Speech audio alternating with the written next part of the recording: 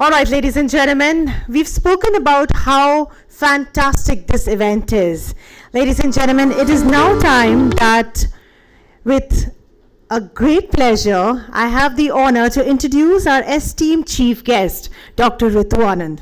For today's event, she's present over here along with us.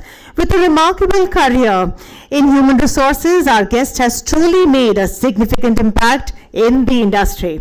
She is not only a thought leader, but also a passionate advocate for building human capital and creating lasting value through culture, inclusion, and leadership transformation. Her dedication to fostering inclusive workplaces and driving leadership excellence has set a high standard in the industry. Ladies and gentlemen, she previously has served as the Deputy HR Head, Chief Leadership and Diversity Officer at Tata Consultancy Services. There's a lot to share about her experience and her career, but yes, just a couple of lines more to go. Our guest has played a pivotal role in shaping the largest and most respected global Indian company, leading initiatives that have positively impacted hundreds of thousands of employees worldwide.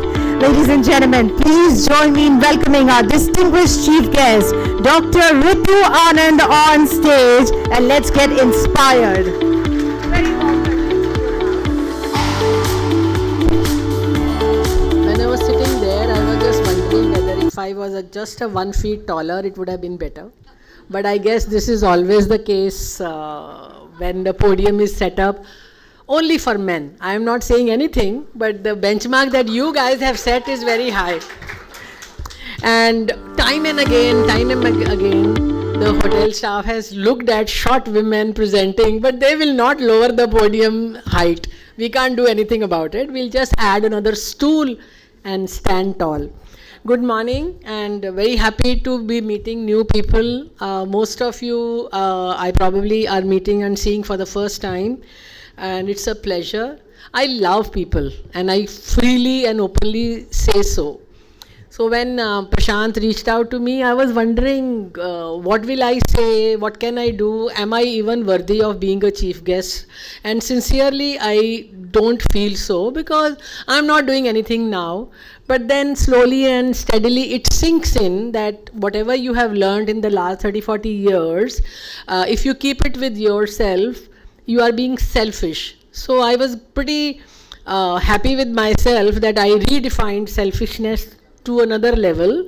So I definitely don't want to be selfish. In fact, when I took my first flight, when that air hostess comes and says that if you have a child and you have to put the mask on your nose first and then to your child, I was wondering, how crazy, how can that be? I must put it on the child.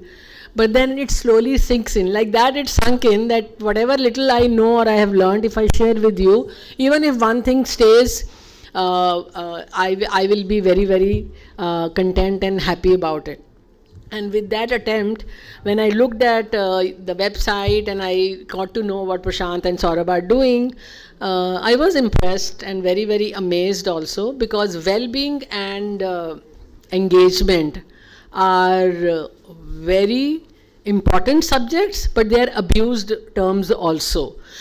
You can draw any meaning from that two words. What is engagement? The Chat GPT and Gemini will say something, Google will say something else, you will define something else, big company will define as something. A lot of us define that initiatives, going and shaking hands. I remember one metric is there in all IT companies is that how many people you have met. And when I used to see numbers like last year we did 89,000 people we met. So I started scratching my head. I said, if that was the case, then why didn't you meet 250,000 people? Because people are not feeling engaged. If people are not feeling engaged, people are not wanting to stay in the company, people are not happily smiling all the way to their homes, then what met means? And I used to question that very vocally. That's when the how term, the how, H-O-W, became very important to me. Everybody coaches, but how you coach, what impact you are creating. Everybody goes and meets an employee.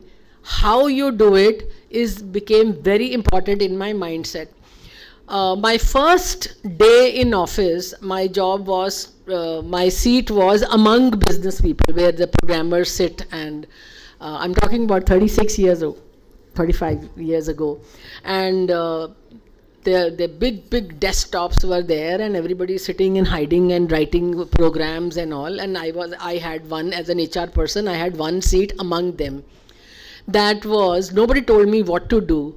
But can you imagine, my qualification did not prepare me for HR, human resources. I am a PhD in psychology, so I was only looking at number, data and research, and then suddenly I find myself in a corporate office sitting among programmers, and the only diktat was that I have to engage with them.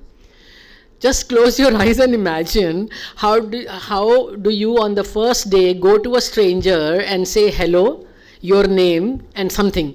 What is that something? Now everything comes in my mind, because now I am like a pro. Even 40 people or 400 people sit, I can start talking. But at that time, just to say this, hello, I'm Ritu, I'm so and so, and may I know your name, what you are doing, can I sit down, was so difficult.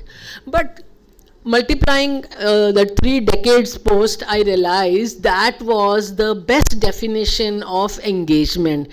The moment I gave an importance to the other person asking, may I sit, that immediately power. Can you imagine a 2-3 year old person or a 5-year experienced person, an HR person coming and giving an importance? Because most of you must know, if you don't know, please know today, that business people, whether they are young or old, think you are the company. You are the vidur and you are the leadership who runs the company. So for them, you are the boss in a way who can make or break things.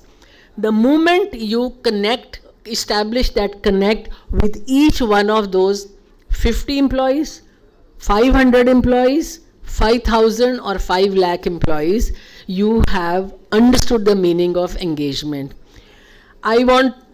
Cannot stay away, but I don't like it. But artificial intelligence actually is not artificial any longer. We should be talking about real intelligence, and that for me comes from you do what you have to do really in action. Let technology support you in doing it better. All of us experienced pandemic, and I loved those 2 years, not because I was at home or working from home or a hybrid and whatever, but because it gave me access and reach to 600,000 people instantly, which was not available before or after. You can have a conversation with somebody sitting in Tokyo, and half an hour later you can reach out to somebody sitting in Montevideo.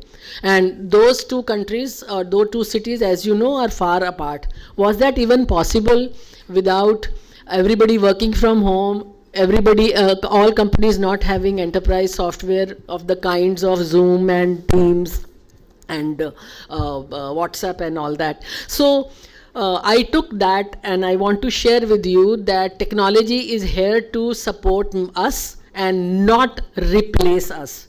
So that is one part of the thing. Why I feel or felt well-being was an abused terminology, because we all talk about well-being, but in my opinion, giving information about what is well-being and what can happen if you take care of well-being is half the job done. The real job is if you focus on policies and processes which lead to well-being, and that is where your role as a CEO and CHRO is most important. What are you thinking will not come to you sleeping in your bed at one night and suddenly tomorrow morning it will come. It will only come to you because you engaged, because you heard, because you are actively listening to the voices of the people who work for you.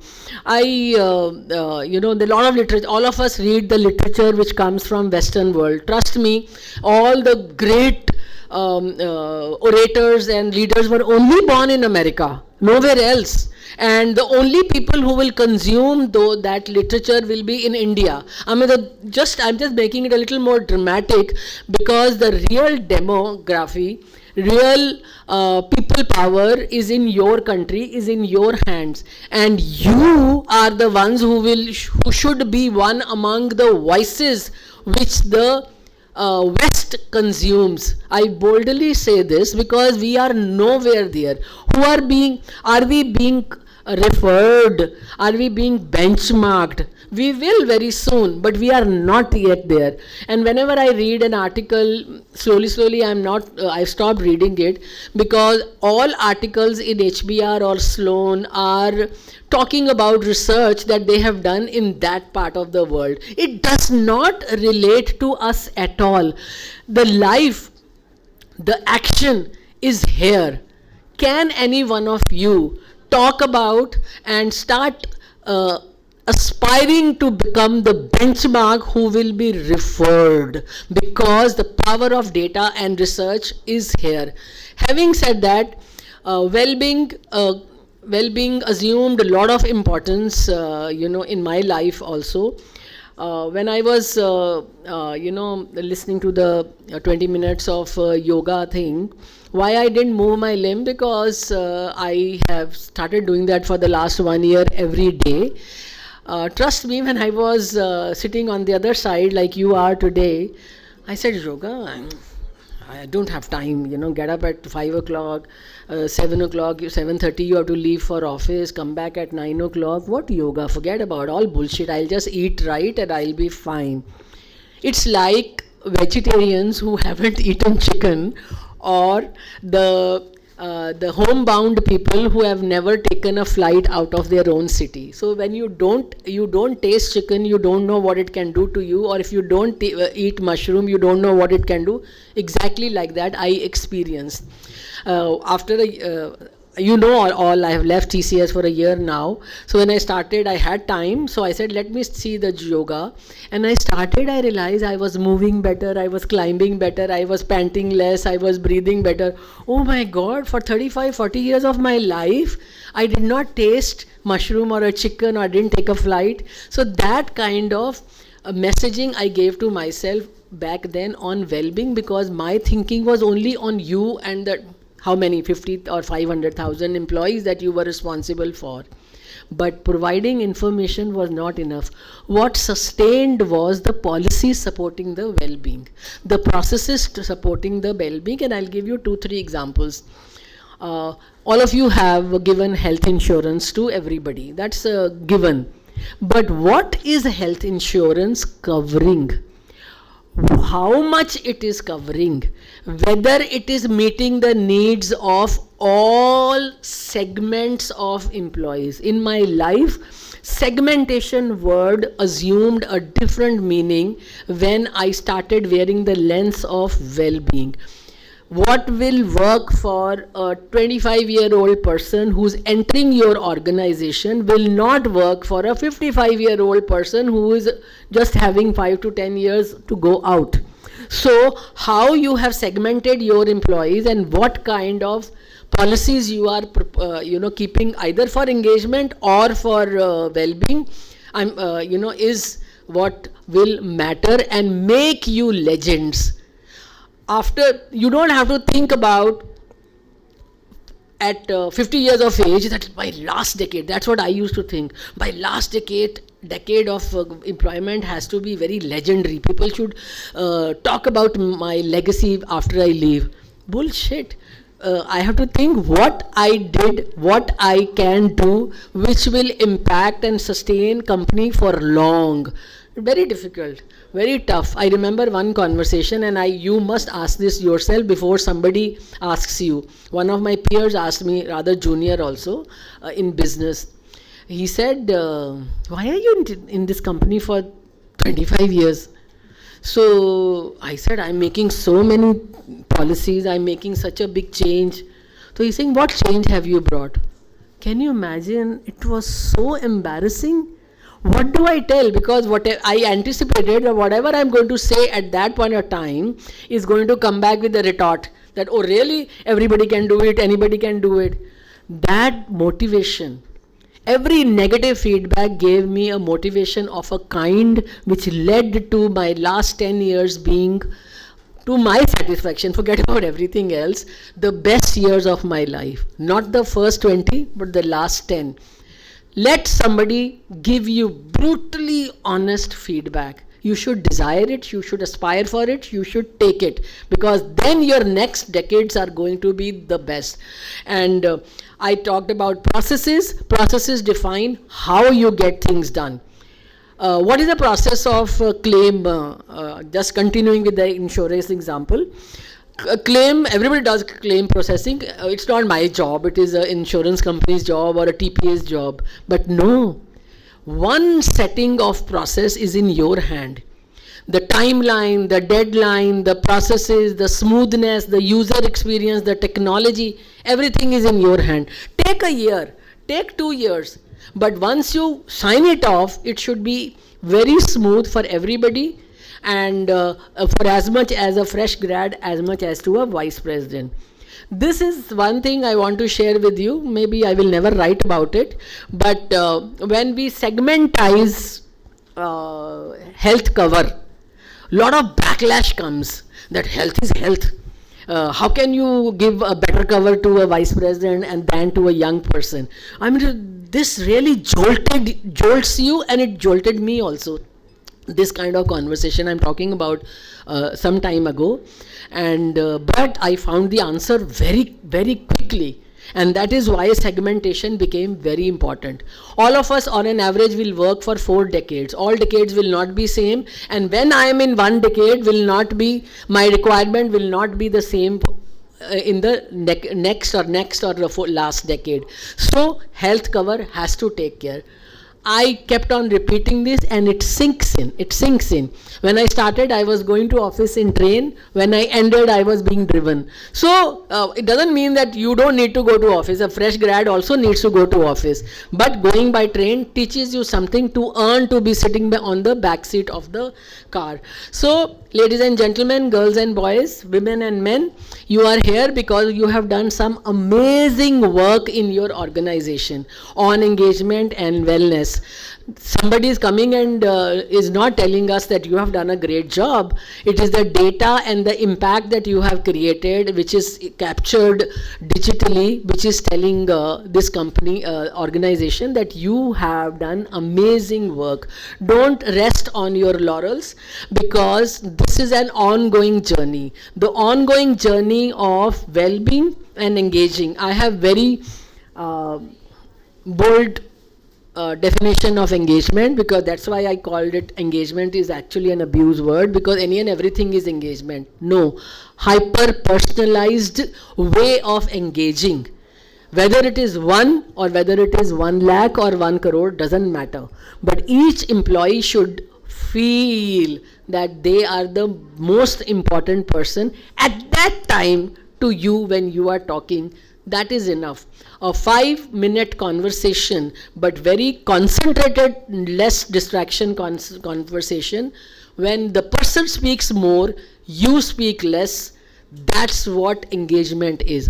How you do it? Somebody is in a construction company, somebody is in IT, somebody is in banking, manufacturing, telecom. It doesn't matter, because you will figure your way out.